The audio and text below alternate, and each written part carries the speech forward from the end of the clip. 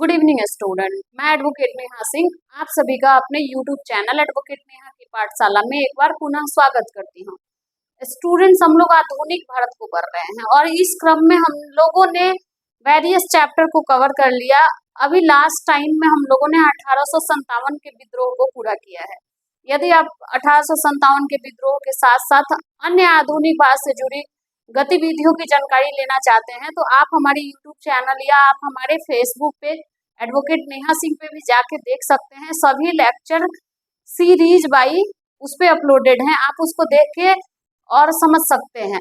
तो पिछले चैप्टर की जानकारी आप हमारे यूट्यूब चैनल से भी ले सकते हैं और फेसबुक से भी ले सकते हैं। साथ ही स्टूडेंट्स, अब हम लोगों को जो पढ़ना है तो हमारा नेक्स्ट जो चैप्टर है वो सामाजिक सुधार आंदोलन है, सामाजिक धार्मिक सुधार आंदोलन, और दूसरे पॉइंट ऑफ व्यू में क्रांतिकारी आंदोलन भी है।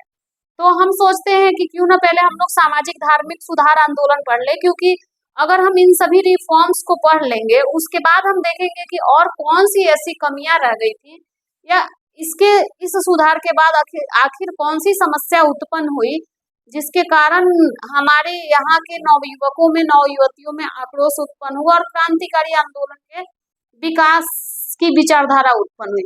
तो स्टूडेंट्स, हम लोग अभी इस क्रम में सामाजिक धार्मिक सुधार आंदोलन को पढ़ेंगे और इसमें हम देखेंगे कि कौन कौन से व्यक्ति हुए जो हमारी सुधार आंदोलन को आगे बढ़ाए। आप ये देखते हैं कि 1857 का विद्रोह होता है तो उसमें शिक्षित वर्ग और कुछ इंटेलेक्चुअल वर्ग होता है, कुछ नोबेलों की संस्था होती है, वो लोग पार्टिसिपेट नहीं करते हैं। बहुत ऐसे जगह भी होते हैं जो कि 1857 के विद्रोह से अछूता रहता है। उसके बाद फिर इस सुधार आंदोलन की जरूरत क्या पड़ती है, तो सबसे पहले हम आप लोग को बंगाल ले जाएंगे। तो वहाँ के जितने भी नोबेल कैटेगरी के लोग थे, जितने भी पढ़े लिखे शिक्षित वर्ग के लोग थे, उनको ये लगता था कि हमारे यहाँ जो भी व्यवस्थाएं हैं वो यूरोप से अलग है। तो अगर हम यूरोप की व्यवस्थाओं को देखेंगे और वहाँ के जो मॉडर्नाइजेशन को हम अपने अपने इंडिया में लाएंगे तो हो सकता है कि हम उनके तरीके से उन पे वार कर सकें। अर्थात तो कुछ ऐसे सुधारवादी थे जो कि यूरोपीय गतिविधियों को सही मानते थे और वहां के रिफॉर्म्स को अपने भारत में लागू करना चाहते थे। लेकिन हमारे भारत में कुछ सुधारवादी ऐसे भी थे जो वो कहते थे कि नहीं, आप अपने पिछले इतिहास को पढ़िए कि वो कितना गौरवशाली इतिहास था, अब उसको देखिए और ये सोचिए कि हमारा जो गौरवशाली इतिहास था वो कहाँ विलुप्त हो गया और हम उसी को आगे बढ़ाएंगे।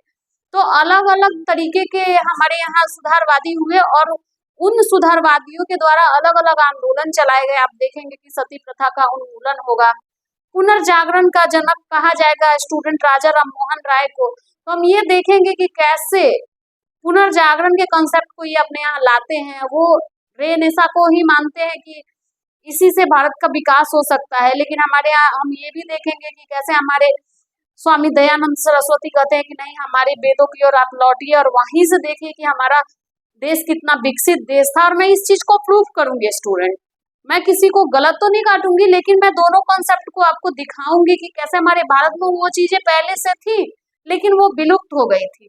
तो इन चीजों को हम अपने धार्मिक और सामाजिक सुधार आंदोलन में देख लेंगे। इसको स्टूडेंट्स अलग अलग पढ़े लिखे लोग होंगे जो इसको नेतृत्व प्रदान करेंगे और हमारे समाज में अलग अलग सुधार दिखेगा आपको। इसमें स्वामी विवेकानंद को भी हम लोग पढ़ेंगे, राजा राम मोहन राय को भी पढ़ेंगे, इनके द्वारा ब्रह्म समाज, प्रार्थना समाज, इन सभी चीजों को हम बारी बारी से पढ़ेंगे और अपने सामाजिक सुधार आंदोलन के नजरिए को भी देखेंगे किस तरीके से हमारे समाज की गतिविधियों में परिवर्तन हुआ। इस क्रम में स्टूडेंट्स, मैं आप लोगों को बता दूं कि सामाजिक सुधार आंदोलन जो था हमारे देश में जब आया तो ये आंदोलन को नेतृत्व करने वाले लोग दो प्रकार के थे। और वो दो प्रकार के लोग कौन कौन से थे, तो मैं दोनों टाइप लिखूंगी। एक थे सुधारवादी और इसकी शुरुआत 19वीं शताब्दी में हुई और 1857 लाइक 19वीं शताब्दी होगा तो 18वीं शताब्दी के पश्चात 19वीं शताब्दी में इन विद्रोहों के बाद ये रिफॉर्म शुरू हुआ। तो ये जो सुधारवाद, ये जो पुनरुत्थान या समाज में सुधार करने वाले लोग जो थे, सामाजिक सुधार आंदोलन को दो वर्गों में बांटा गया। एक सुधारवादी आंदोलन हो जाएगा, दूसरा पुनरुत्थानवादी।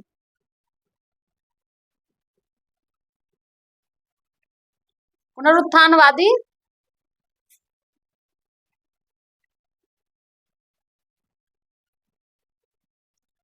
दो प्रकार के कंसेप्ट हैं हमारे यहाँ सुधारवादी आंदोलन के।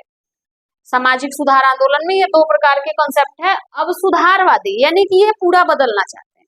पूरा बदलने का मतलब कि इनको ये लगता है कि हमारा भारत बहुत पिछड़ा हुआ है और इसको बदलना है, तो जो हमारे पे शासन कर रहे हैं उन्हीं की व्यवस्थाओं को अपने यहाँ लाएंगे तो हम इस चीज को बदल सकते हैं। लेकिन पुनरुत्थानवादी कहते हैं कि नहीं, हमारे भारत में जो चीजें थी वो चीजों को ही तो बाहरी लोगों ने कॉपी किया और हम उसको कैसे बदल दें। हम अपने यहाँ जो डेवलपमेंट थी उसी को पुनः जागृत करेंगे और इसको हम समझते हैं। जैसे स्टूडेंट आप ये देखेंगे कि हमारे यहाँ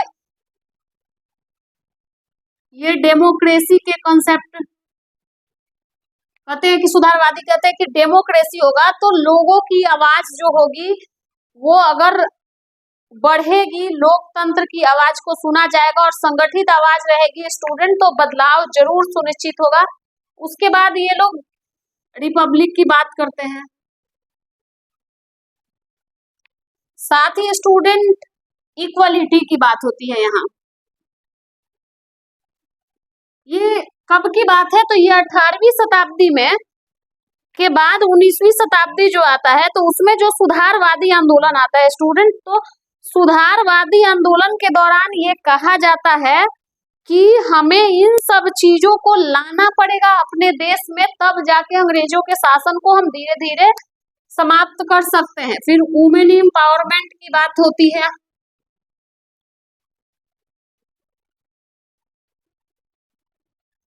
वुमेन एम्पावरमेंट की बात होती है, ग्लोबलाइजेशन की बात होती है यहाँ पे।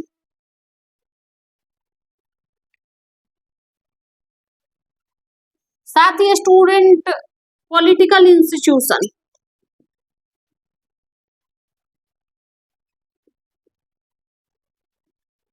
इनका मानना था कि हमारे देश में राजनीतिक संस्थाएं नहीं थी या नहीं है, उसको लाना पड़े।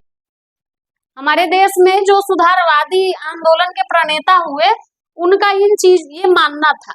अब मैं आती हूँ पुनरुत्थानवादी। अब आप लोकतंत्र की बात करते हैं स्टूडेंट्स, हमारे यहाँ आपको लोगों का शासन देखने को मिलेगा।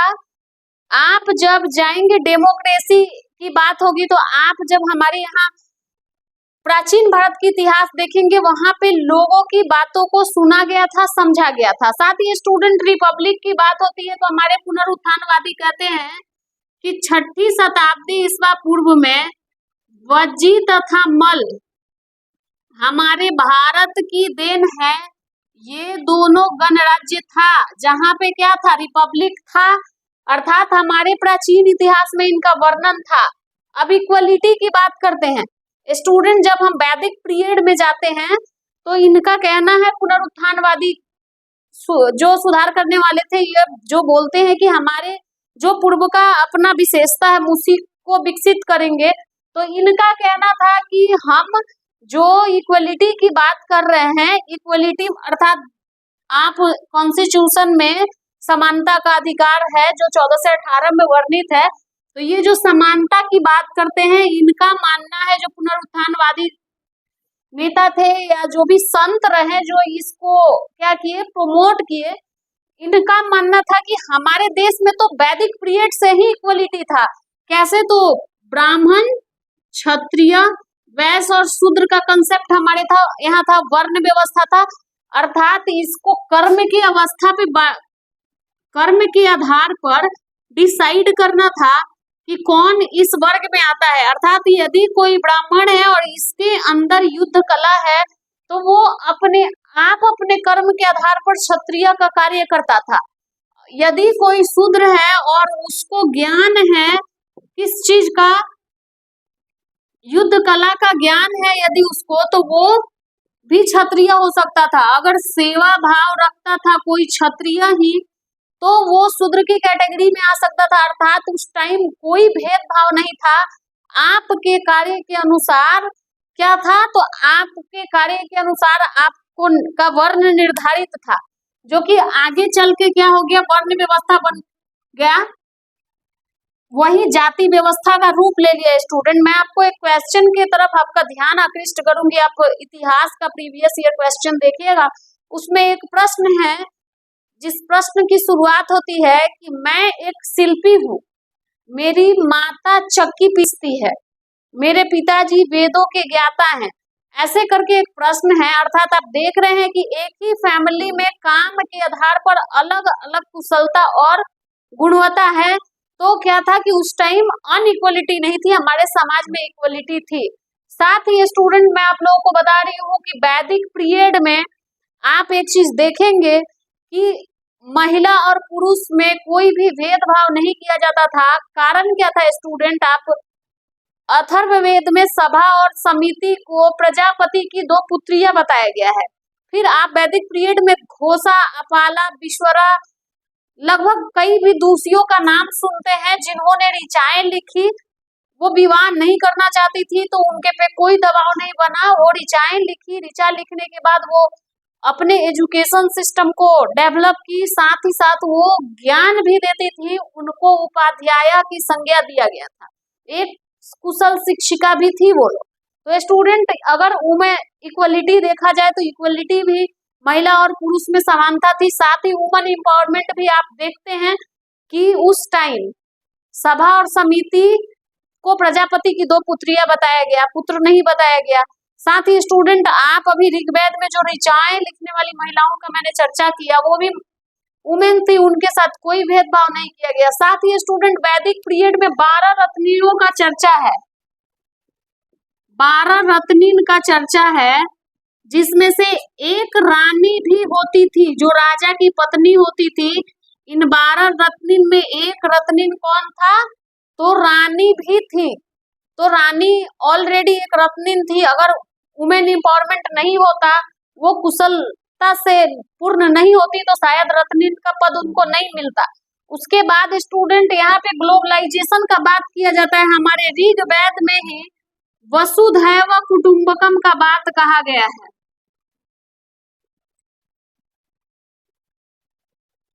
पूरा विश्व हमारा परिवार है, इसका मतलब होगा इस कॉन्सेप्ट पे बहुत सारे प्रोग्राम्स हमारे देश में आज भी होते हैं स्टूडेंट। तो ये तो कॉन्सेप्ट बहुत पहले वैदिक पीरियड में ही हमारे देश ने दे दिया था। तो फिर हम क्यों, हमारे पुनरुत्थानवादियों का कहना था कि हम क्यों यूरोप को फॉलो करेंगे, हमारे देश में तो ये पहले से था। अब आते हैं students most important political institution के बारे में। ये कहते हैं कि ब्रिटेन से आप लीजिए पॉलिटिकल इंस्टीट्यूशन, जैसे उनके यहाँ अपर हाउस, लोअर हाउस है, हमारे यहाँ भी तो थी पहले वैदिक पीरियड में ही। आप सभा, समिति और विदथ का कंसेप्ट देखते हैं। ये क्या था, सभा क्या था, तो सभा जो था वो नोबेल वर्ग का समूह था, अर्थात शिक्षित वर्ग जो हाई क्लास होते थे, पढ़े लिखे लोग होते थे, इनका ग्रुप था। जो कि ब्रिटेन में उसी को तो हाउस ऑफ लॉर्ड कहा गया, Nobel like Lord, house of Lord Britain में इसी को तो कहा गया है। तो हम ब्रिटेन से क्यों, हमारे देश में तो पहले से था ये और पहले से है। उसके बाद आप समिति की बात करते हैं तो समिति जो थी आम लोगों की सभा थी,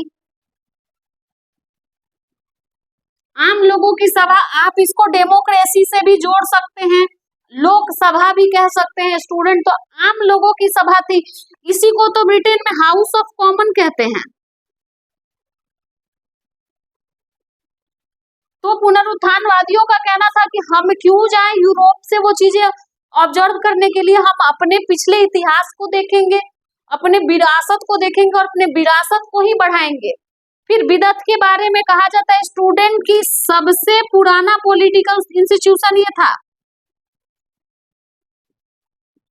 तो हमारे पुनरुत्थानवादियों का कहना था कि हम अपने सामाजिक सुधार आंदोलन के लिए किसी को फॉलो नहीं करेंगे, हम किसी को क्या करेंगे, किसी को ये नहीं देखेंगे। अब आप कह रहे हैं इक्वलिटी की बात कर रहे हैं, आप इक्वलिटी, आप 6ठी शताब्दी ईसा पूर्व में घनानंद को देख लीजिए, दासी पुत्र रहते हैं, ये शासक बनते हैं।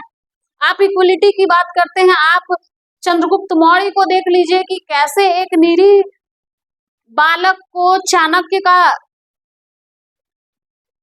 संरक्षण प्राप्त होता है और वो भारत का अखंड भारत का सम्राट बनते हैं। तो ये बिल्कुल भी कहना कि हमारे देश में इक्वलिटी हम बाहर से लाएंगे, रिपब्लिक, आप वजी और मल की स्टोरी पढ़े हुए हैं पूर्व में भी, आप अभी भी जाके पढ़िए।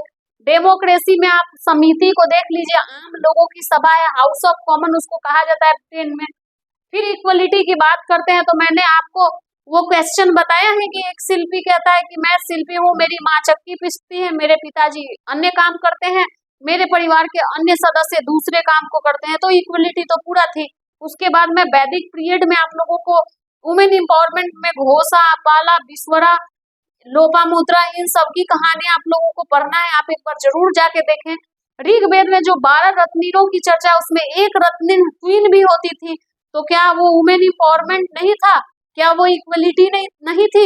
तो ये सारी चीजें जो कि हमारे सुधारवादी आंदोलन के प्रणेता कहते हैं कि नहीं, हमको डेमोक्रेसी लाना चाहिए भारत में, हमको अपना रिपब्लिक लाना चाहिए, भारत के रिपब्लिकन सिचुएशन पे भी ध्यान देना चाहिए, भारत में इक्वलिटी रिफॉर्म होना चाहिए, वुमन एम्पावरमेंट होना चाहिए, ग्लोबलाइजेशन होना चाहिए, पॉलिटिकल इंस्टीट्यूशन का एस्टेब्लिशमेंट होना चाहिए।